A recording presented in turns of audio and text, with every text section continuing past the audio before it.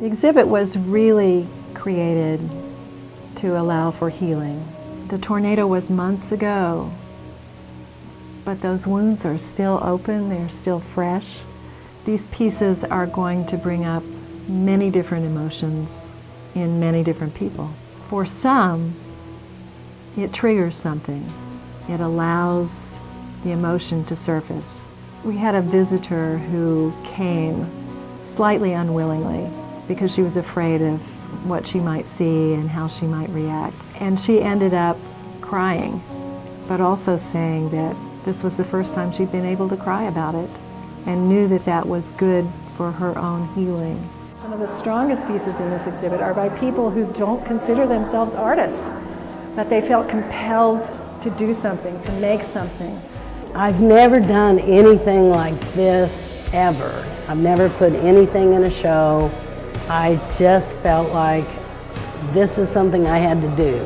The name of my piece is Faith, Hope, and Love. The story behind it is after the tornado hit, I just saw enormous love and the faith that we had in that we worked together and we knew that we could make something better out of something horrible. The sculpture that has the Monopoly houses. You might not have been in the tornado, but you take a look at those Monopoly houses and those cards that were scattered around, and that's bringing your story in direct connection to this artist's story.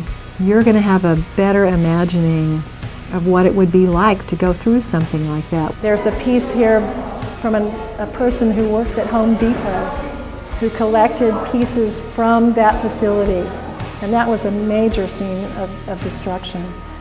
This tornado, this EF5 that came through Joplin it was mad and it was mean. And as we look at some of the exhibits inside, you can see that. At St. John's Mercy is really proud to sponsor this, and we do think it's a perfect partnership because nothing like this has ever happened to our community, and the regrowth is not only evident in our community but through the Mercy Spirit. We have had a hard time, but we've had an awesome group of coworkers, and we are rebuilding through various interim stages along with the community. And you know, one of the ways of healing is through self-expression, and the best way to do that sometimes is through art. Many of the artists that contributed have all said that it was a very cathartic experience for them and kind of forced them to process the impact of the storm on their own lives in a creative way.